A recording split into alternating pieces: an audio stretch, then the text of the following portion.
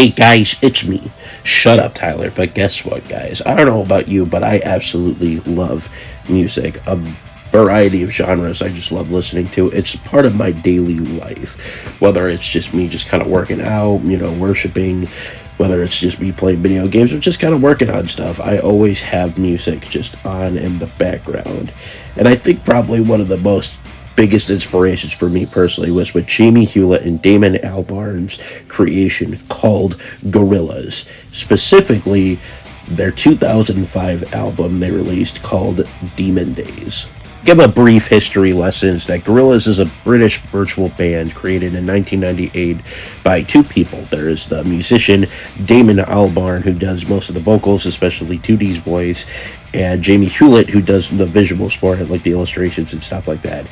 And basically, these two made this as kind of like a collaboration, and that's kind of what helped made the band stand out at the time. Despite that, they're not exactly in the band themselves. You see, they're comprised of four players. Is that there's 2D, the front man who also plays the piano for the group, Murdoch, the leader of it, and who also does the bass for the band, and then they have Russell, who's basically the king of hip-hop, and he does the drums and acoustics and everything like that too. And finally, there is Noodle, the guitar player of the band. Basically, this dynamic is what helps set them apart with it, and still to this day, they're still making tracks and going on tour and stuff. Musically, Gorillaz blends a lot of genres with it, such as alternative rock, electronic hip-hop, trip-hop, and art pop, and a lot of collaborators that they have too, especially with Demon Days.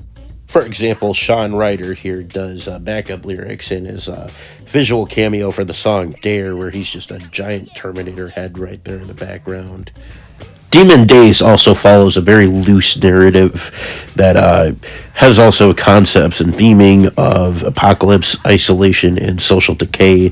Damon Albarn, the band's co-creator, even describing it as a journey through a world in a state of perpetual night, inspired the travels of the impoverished areas in China, as well as kind of what follows suit later on within that, though, with the isolation with it, too, is what happened, unfortunately, with Hurricane Katrina later that year, back in 2005.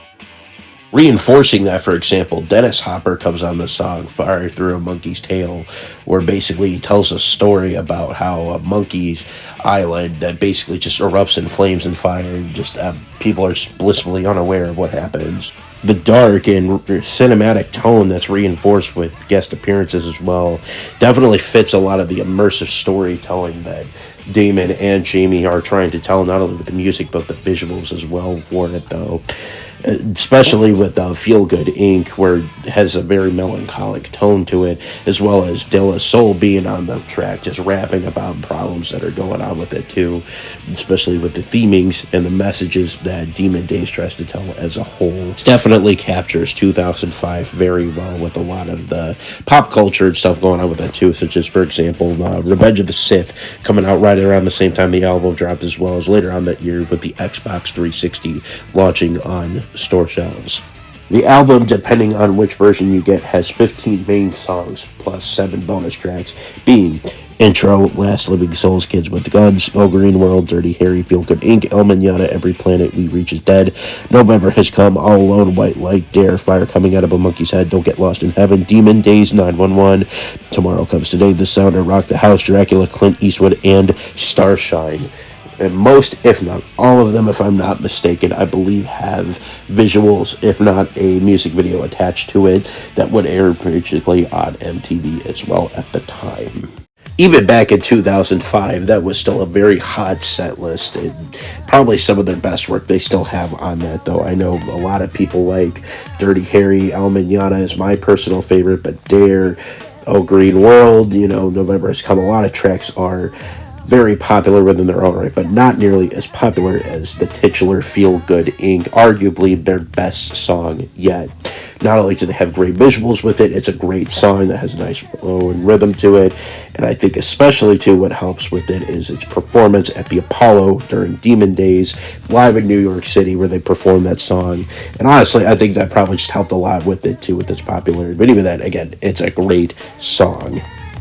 Me personally, I felt like this album has just aged like fine wine throughout the years. Even when I was listening to this back in the day as a kid, I mean, I still understood like the darker undertones with this as well.